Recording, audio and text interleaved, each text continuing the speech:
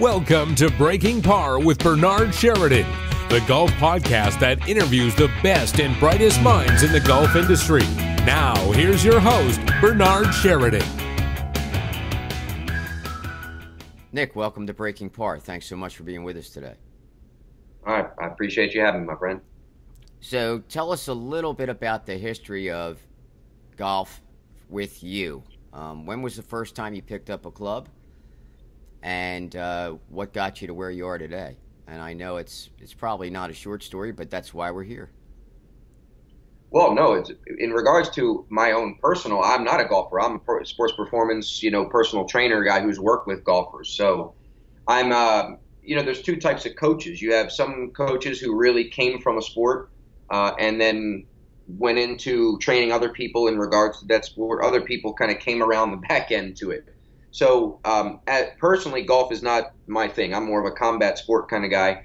But I've had the honor of training through, being a personal trainer for 20 years plus, athletes across the board, as well as general fitness enthusiasts and weekend warriors. And of course, with golf being such a popular sport, I've got a chance to train a tremendous amount of golfers. So, nobody I would say like on a PGA tour or anything like that, but definitely golfers of multiple ages and levels. So what are some of the things that you work with those players as opposed to that you would work with players in other sports? Or are a lot of these things pretty similar? That is a fantastic question, because there's a lot of talk and confusion about sports specific and, or just be a general athlete versus sports specific. But I would say really quick, I try to base my training off of principles, not necessarily methods, because methods come and go, but principles stay the same and they don't go out of date. And so if you base it on principles determine the methods that you use. So based on the principle of specificity, which basically says that the demands that you put on the body are going to be basically what you get better at, essentially, that shows that golf has a specific set of demands that are different than other sports. Otherwise, the best athletes in football would also be the best golfers and so on and so forth. So we know that's simply not true. So what we would do is we look at, of course, elements of general athleticism and mobility, right? You want to make sure that you have, the range of motion needs that you have in certain joints that to accommodate the movements of the golf swing. And we would spend the most time on that. And then we would also spend time on doing things that are basically not trained in practicing or playing golf to kind of keep you more generally athletic and generally healthy, right? So, golfers are spending a lot of time swinging in the direction of whatever side they are. So if they're right-handed, they're swinging from right to left. So obviously, we still want to do things that get you going the other direction, since you spend so much time going in the direction of your golf swing. So in regards to a specific exercises, a lot of rotary work, a lot of hip internal rotation, exercises for the rotator cuff. And certainly different when it comes to rotation, working with different loads and speeds, and also actually spending a lot of time getting really brutally strong and powerful with the legs, because research demonstrates that rotary power really comes from the ground up, and that has a lot to do with what your legs are doing. Sure, I know, absolutely. And I know that that a big thing in golf instruction, actually, for the past few years is understanding ground force, understanding how a player creates pressure into the ground. So that would definitely translate into strengthening that area in fitness, doing all that you can to make that area flexible and as strong as possible, to generate power and to generate not only just club head speed, but also accuracy, because if those muscles are balanced, if everything is ready to go, and the player is in balance, it's easier for them to deliver the club down the target line. And then also using those big muscles to square the club face up, as opposed to the smaller muscles.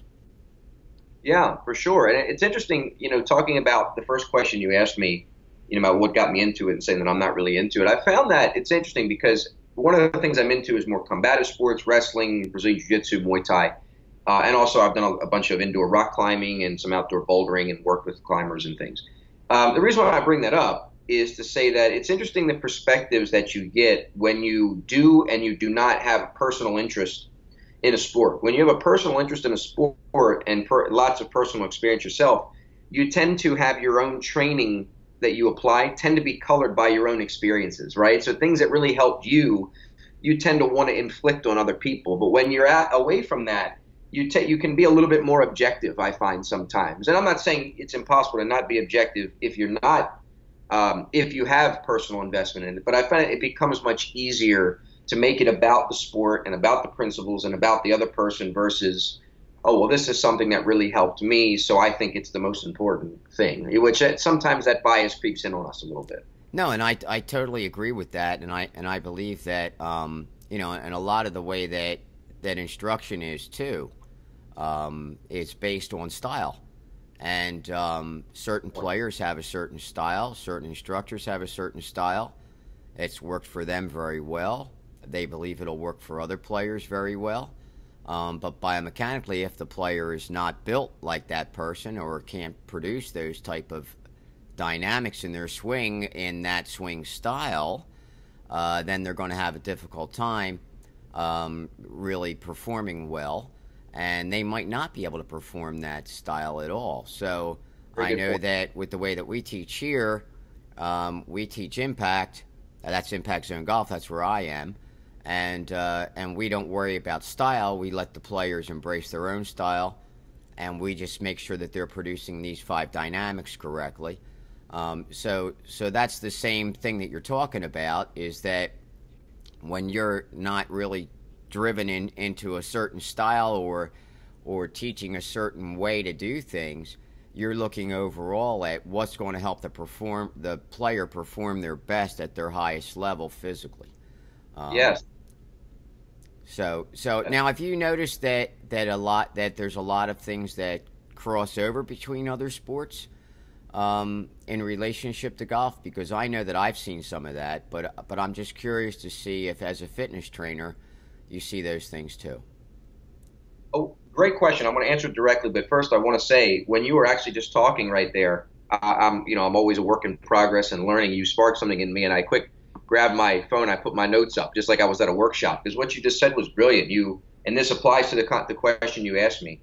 You said embrace your own, movements, basically, your own style, which is we have different sizes and shapes, and size and shape, that's your structure, and structure determines your function. Now, but you also said as long as you can cover these 5, I think if you said 5 basic movement dynamics. Well, this is perfectly comes right into answering the question now. Well, even though we all have different structures, we have 5, if we really want to oversimplify it, 5 foundational movements that we do as humans. We push things, we pull things, we rotate, we raise and lower our center of mass, and we locomote from A to B. Now, I didn't come up with those. Those are originally come up with strength coach Juan Carlos Santana over 10 years ago, not to be mistaken for the guitar player. I'm talking about the strength coach. Okay. He's a mentor of mine, and he called it the 4 pillars of human movement. He had pushing and pulling as one pillar because they often go together. Sure. All right. So I can't take credit for something that he coined. But within those pillars, right, now we can talk about speed. Some are explosive and some are total combination, lower body and upper body. Okay. But every sport always is made up of some element or combination of those basic movement patterns, right? So to answer your question, there's going to be always more similarities than differences in all resistance training and conditioning programs, because the human body is the human body. Right. Right. So if you get a body more capable of, increasing its overall strength, increasing tissue tolerance, increasing coordination, that's going to apply across the board. So the specificity element, going back to an earlier question, is going to be a smaller percentage of the overall program that we use in a strength and conditioning, or a golf conditioning versus a football conditioning, type of program. Now, those 2 sports, there's going to be one big global difference. Football demands a lot of running, right? Golf doesn't demand any running. So in that case, you're going to see a lot more, speed mechanics and things in a football realm, which we wouldn't do with a golfer. But that gives us more time to focus on So that could be considered specific. But when it comes to strengthening the legs, strengthening the upper body, we're still going to do pushing movements and pulling movements and, lower body, picking things up and split stance and single leg stance, because that's going to transfer across the board. Well, I know that, when we look at, really, I want to say probably the original guy in golf who really was fitness oriented was Gary Player. And he still is tremendously fit, and he's, I believe, in his 80s now, and he's still tremendously fit, or at least late 70s, if I'm mistaken. So, and if I'm making him older than I am, Gary, I apologize. But I know that physically he is in tremendous shape. And then the next guy who we really saw embrace that in golf was Tiger Woods.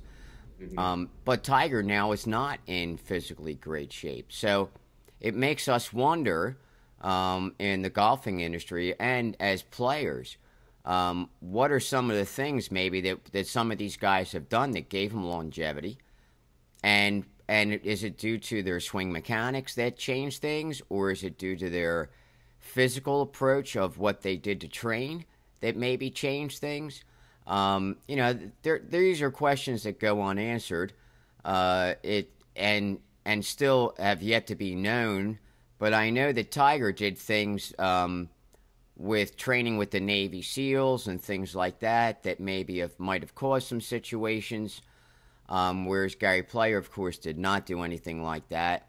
But Gary Player is tremendously active physically, and I know that when you hear from him, he'll say, oh, he does 1,000 push-ups, or he does this, or he does that. But whatever it is that he's doing, and we don't know exactly what that is, it's worked. And it's definitely... But then we look at guys like Rory, who got a tremendous amount of mass in a short period of time. I don't want to say he's built like a football player, because he's not. But he's a lot bigger than he was when he started. And he's not performing quite as well as he did in the past. So we were wondering, is there things that these players might be doing to overtrain that are actually being detrimental to their swing or detrimental to their game?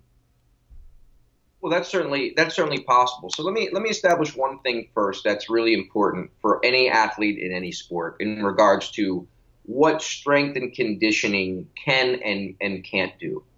So strength conditioning basically can help enhance the physical, give you a better physical platform, increase coordination, strength, power, power endurance, all those things. But what it can't do is can't give you skills to play the specific sport, the accuracy, the little, fine-tuned components, the club head angle, all the things that a golf pro would talk with a golfer about, or a quarterback coach would talk with a quarterback about, and so on and so forth. Sure. All strength conditioning does is give you the physical platform to do what you already know how to do from a sports-specific skill.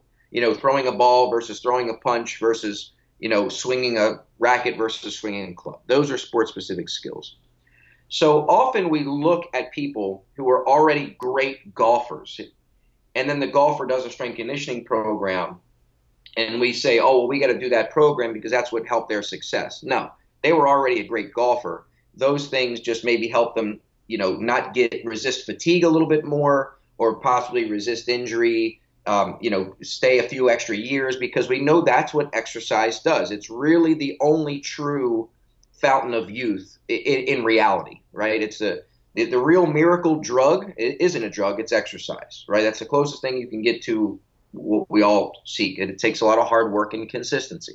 Okay, with that being said, you can also overdo things. You can also get caught up, again, in methods versus principles. So unfortunately, when you spend a lot of time practicing a sport, and this is where a lot of the general population goes wrong, we'll look at what athletes are doing and try to copy that. Here's the thing. Athletes are not biomechanists. They're not physiologists. They're not spending time looking at research. They're spending time getting coached. And that's time that they're not getting educated on what might be the smartest approach to exercise. So normally people get in their head and they're they're guilty of sometimes getting caught up in exercise trends and, oh, this is the new secret. We notice that every 5 to 10 years, the new exercise secret and the new recovery secret comes out. It's like, well, what happened to the last best secret, So, yeah, that it sometimes can lead to their detriment because maybe they're getting caught up in an exercise regimen that is more, overly focused on conditioning, and maybe they enjoy it, but there's also a price to be paid for doing that as well.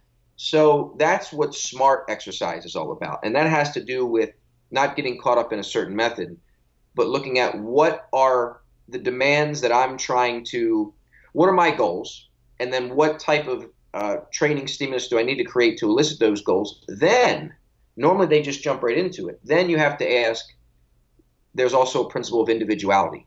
What types of these, once I've figured out what is a good approach, which aspects of these are the smartest approach from a risk versus reward perspective? Also based on keeping me fairly fresh for the physical demands of my golf practice and golf playing. And sometimes when you add all those up, sometimes they accumulate too much overall stress on the body, right? So, but that's where someone like me comes in. That's what individualization comes in. What's going to be the best combination of putting physical demands on your body through exercise without interfering with your recovery and considering the demands that your golf practice and play is going to put on you, and make sure that we still have enough to create a stimulus, but not too much that we don't elicit a positive adaptation. We're so much that we're continuing down a distress path. Sure. And that's different for everybody. Sure. No, that makes total sense. And so with a lot of your players, do you find that endurance is more important, or is endurance actually built through strength? Man, that is a fantastic question, and this question applies to. I know this is a very golf-specific podcast, but this applies to all sports. So let me say this: rarely is an athlete, and when I say athlete, you could just be a weekend warrior. Someone that it doesn't mean that you're a pro or in college or something. Rarely is an athlete too weak to play their sport. If they were too weak to play their sport, they wouldn't be capable of playing their sport. So strength, sure, it's important, and we want to improve your strength.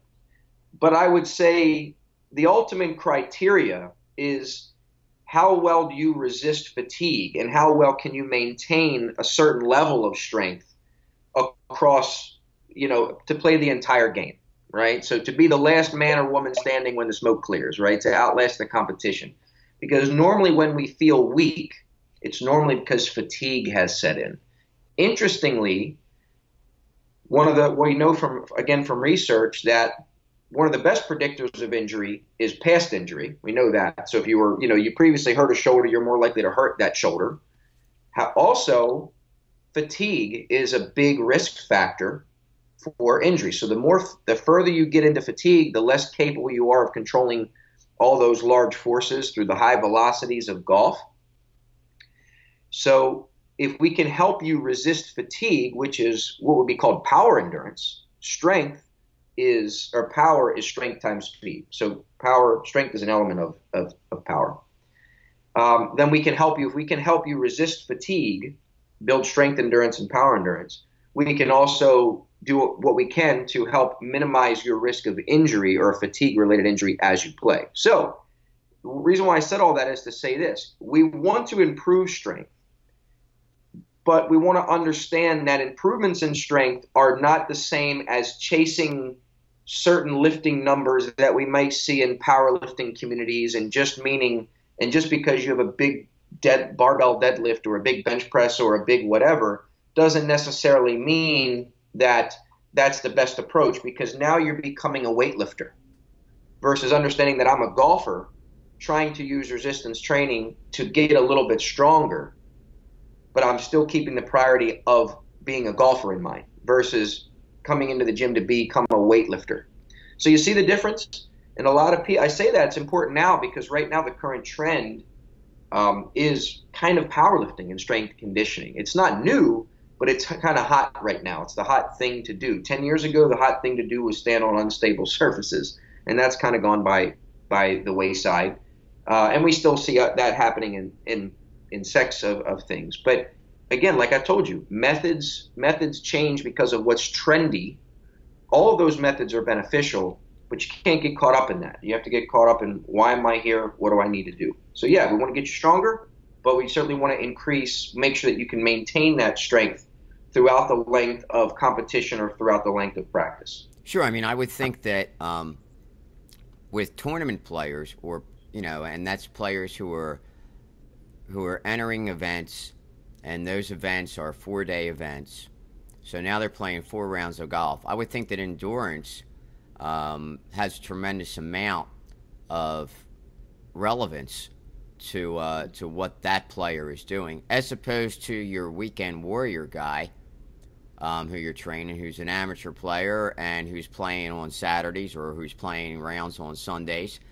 And during the week, he might be going out there and hitting some balls and working out, but not really playing golf that much during the week. Endurance is not quite as important to him as, let's say, that tournament player. I mean, that tournament player, a good example would be, and who I feel is a great example, is because he's older now, is Freddie Couples. And Freddie, you always see him doing well the first few rounds. He's right at the top of the leaderboard on the PGA Tour. But then when he gets to that 3rd, 4th round, he starts to fall off. That endurance is not there anymore due to his age and issues that he has with his back and things like that. But when he plays on the Champions Tour, they play 3 rounds of golf, not 4. They play from a shorter tees so in other words, they're playing somewhere around 6,400 yards, not 7,200 yards. So now he's not walking as much. He's not going as far. He's not, and he's playing only 3 rounds instead of 4. So I would think that for all players, that endurance factor, tournament players, is much more important. Whereas endurance for the average player, I think strength might be a little bit more important. So what's your take on that? On what I just said, I guess. My take is, I think you bring up great points, and I really have nothing complex to add to it. I think you're right on, and that speaks to what I said. You're looking at the principle of specificity to determine the approach, right? So the important thing here is, what we're saying is, by the way, both can be trained. So we certainly want to see you get stronger than you were, but there's a difference between getting strong across the board. Because if you're stronger, you're going to be more powerful, and if you're more powerful, then you can increase your power endurance. The idea is, what is the idea of what's the main thing that you're chasing? And a lot of people get into the gym and think that the main thing they're chasing is just pure raw strength, and sometimes you can kind of start looking like a pure weightlifter, and that becomes problematic because you're not a weightlifter. You're a golfer who's trying to use resistance training as a tool to aid in your golf performance. That's a different element there. So you can train both. You could do some heavier work, but then you can also do other things more like circuit training or interval training and different things to work on. And there's all kinds of things you can do, battling row, all these things to work more on that endurance factor that you're talking about. Yeah, I mean, I think that really that's really important. I know that for me as a player, if I have a higher endurance level, then I'm mentally focused better throughout the round, because I'm more physically in better shape and I don't fatigue as easily. And if I'm starting to get fatigued, then my mental game is going to start to go too, just because my mind isn't focused on what I'm trying to do. My mind is starting to get focused on what my body is feeling. And so I know that when my mind is not worried about what my body is doing, then I can really stay in the shot, stay focused on what I have to do, and not feel like I need to do other things to try to stay focused. Or so endurance-wise, I'm not exhausted. I know that in anything, If I start to get exhausted, my mental focus starts to go. Like even if it's just driving a car for 3 hours straight, if I start to get fatigued, I'm going to start to not pay attention as well. You're 100% right on, and that's another beauty of keeping up regular strength conditioning programs and doing things that challenge you, because it gives you mental confidence that, hey, if I can do this here and I can withstand this, then I know I'm not going to get tired, when I'm out on the field, court, or combat arena, whatever it may be. So that's an important aspect. So you get confidence from your workouts, knowing that, hey, if I'm not getting that tired doing this, and this is tough, probably tougher than what I'm dealing with when I'm golfing, then I know that I'm going to be more focused on the technical aspects of my golf game versus being worried about, oh, well, I'm going to start getting tired and it's going to interfere with my mental focus. So you're very in tune with that, my friend. Very good. So a lot of the people that you work with, and let's just step out of the golf area for a second, and let's just look at just totally fitness. So a lot of players or people that you work with in general, do you find that they're more trying to get in shape and lose weight, or are they trying to get in shape and gain weight, or are they trying to get in shape and maintain their weight?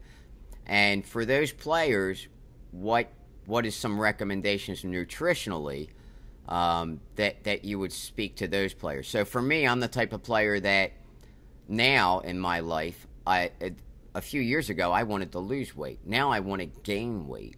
And there's a lot of different ways to do that, but what do you find are the players that you're running into, or the athletes that you're running into? Which one do they fall into those categories, or they're kind of, you're dealing with all of them?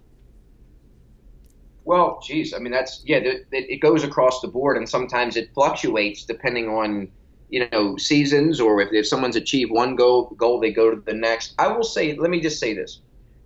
Let's speak to the average individual who's, working out maybe twice a week or 3 times a week, who's the weekend warrior. Most of us are not making a career in athletics. We're not golfers. We're not, we're lawyers, accountants, personal trainers, moms, dads who are playing sports such as golf recreationally. We're recreational athletes, exercise enthusiasts, and whatnot.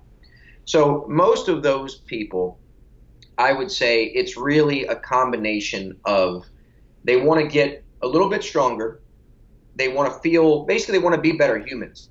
They don't normally say that, but they'll say, they want to get a little bit stronger. They want to feel like they're more capable of doing things. If they want to go out and toss the football around with their kid, or go out and play a pickup game, that they don't feel like they're just going to just shred their body up, right? So they want to feel like they can do things. They want to be able to lead more athletic, independent lifestyles.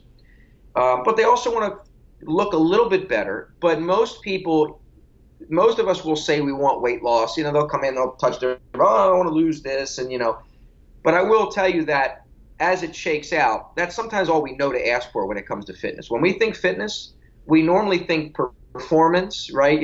Getting stronger lifts, or we think physique, how I look on the beach and whatnot.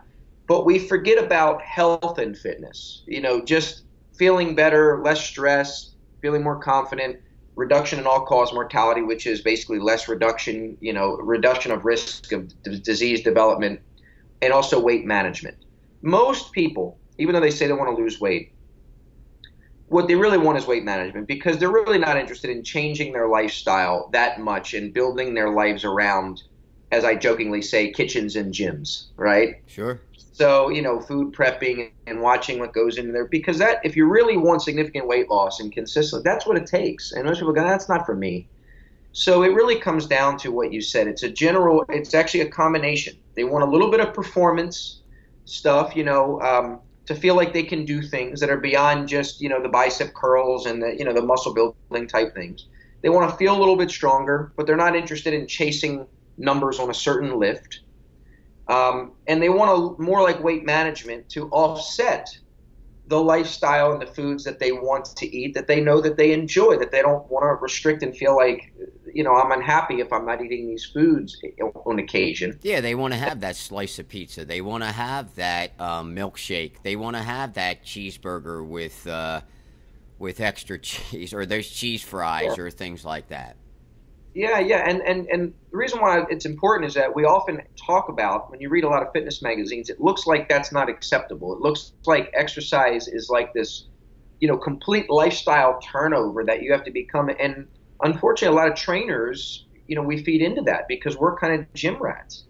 So we've forgotten about fitness professionals, I point to myself here, often forget about general health and fitness. So it's okay to have, that's a very reasonable goal to have, and that's a nice mix of training for, throwing in elements of things that may help you with your golf game, but you're not a golfer, so you still want to, you're not like a pro golfer as a career, so you still want to do other things that make you feel a little bit better and make you feel like you're more confident with how you move and weight management. It's a mix, actually. Yeah, and it's exactly the answer that I expected. But I wanted our audience to know, from your expertise. I mean, this is what you do for a living, and you deal with all different types of athletes from different sports, and you deal with a lot of people who maybe are not athletic at all, but just want to be in shape, like you mentioned, lawyers and doctors and people who are working in the executive world or the corporate world, and they're not really out there doing a lot of things. They're behind a desk. So what do they need to help get their body in good shape, and then be able to go on the weekend, maybe play a round of golf, or maybe go to the batting cages and hit a few balls, or maybe just go to the beach with their kids and run around and throw the football and things like that. Correct. Yeah, and the interesting thing there is there's a lot more variability that you can get away with workouts there, because you're training, like I said, to be a better human. You want to have a lot of options, but you don't necessarily want to be a master at any one thing. So a lot of times someone from sports performance world, they have these specific almost rules and certain exercises that they must see that are associated. And again, that's putting methods before principles. And then we don't see certain people do it. They go, oh, well, that's not helpful. Well, no, it just means these people are not trying to be a master of exercise. They're trying to just improve their capability, but they're not trying to be the best at one movement. They're just trying to maintain good hips, good shoulders, good spine in multiple directions, and deal with it, put in an environment that challenges them, but doesn't hurt them. They're not willing to make a sacrifice to go, well, if I hurt my shoulder doing bench press, that's part of it because I really want to get a big bench press. That's not their goal, No, I mean, and I would think too that the most of the people that you're dealing with are that they're not just walking in and saying that they want to be like world-class deadlifters or they want to play on the PGA Tour or things like that. Yeah, correct. So those are the things that as an instructor, as a fitness instructor, you're there to help people be well-rounded, healthy individuals, and so that they can perform some of these things if they would like to. Correct. We're within reason. If I can just add, within reason to what is their lifestyle and what they're willing to do. Most people will exercise often, and when I say often, I mean for the everyday individual, 2-3 times a week, and they probably won't look that much different, for a number of years the time they exercise, because they're not really changing their lifestyle factors. They're kind of creating this balance there between they're exercising to offset, the caloric intake that they have and just maintain some level of activity. We jokingly call it adult PE. It's PE for adults, and that's great. And the reason why I like that you brought this up is because it's often, when we look at the media, and I write for all these major magazines, if you look at it from a bird's eye view, it almost looks like if you're not training specifically to lose weight and, all the physique stuff, or, specifically to become some sort of gym rat, then you're almost, wasting your time. And that's simply just not true. And that's a fault of my field and in the media for portraying that, which is why a lot of people feel like, I'm just in here spinning my wheels because I haven't looked that much different. So that stuff's not for me. Well, it is for you. It's just nobody has spoken your language about it, and nobody's, you're talking to too many gym rats. And I think that's the truth. And I think that most people, and I see that in golf too, is that, we try to train players to be elite athletes at that sport. Most fitness instructors are trying to train people to be elite athletes. But when it really comes down to brass tacks, people can just create their own, they can still have a normal lifestyle and go out to dinner with their friends or go have a few beers. But if they stay fit and healthy, they'll be able to do these things, which is a really, I want to say, probably a great relief for most of our listeners out there, that they don't have to go crazy. They don't have to totally change their diet. They don't have to just eat salad every day or things like that. That they can live a normal lifestyle and normal eating habits, as long as they train correctly and get their body in shape and exercise and work those calories off. Then they're going to be happy and healthy, and they're going to live longer lives. Exactly. Well said. So it's anyone who would love to work with you, because you have a lot of insight into this. What's the best way for our listeners to get in touch with you, and where are you located, so that if they want to travel to you, they can, or if they're even near you? Yeah, well, I currently reside in Fort Lauderdale, Florida, and I train clients in the South Florida area, basically the Delray, Boca area for the most part, although I live in the Fort Lauderdale area, so that's on the table as well. So South Florida. So, no golfers live down here at all, right? Yeah, right. So, and then in regards to just finding me, locating me, I'm really easy to find on the web. My name is Nick Tumminello, 2 M's, 2 L's. Even if you misspell my name, I'm easy. I've got a lot of work online. My website is performanceu.net, the letter U.net, performanceu.net, or nicktumminello.com. And then just quick shameless self-promotion. I've written 2 books for human kinetics, one called Strength Training for Fat Loss, another called Building Muscle and Performance.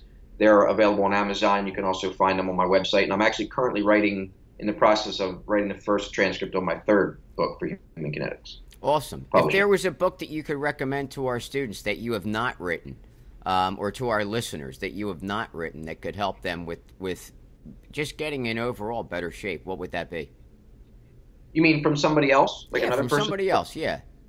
One that might have inspired you. I would say I really like the book that came out, probably came out 6-7 years ago, called The New Rules of Lifting. And there's been a series of them. There's like one for women and a few other ones. I think the very first New Rules of Lifting book is a really great book and a good starting point for people who want to get, a kind of a good starting point on what smarter strength and conditioning or resistance training is all about. Great. Well, Nick, thanks so much for being with us. Thanks for taking the time out of your busy schedule. We really appreciate being here. And what we always like to say, even though you're not a golfer, is do your best to keep it in the short grass until we meet again.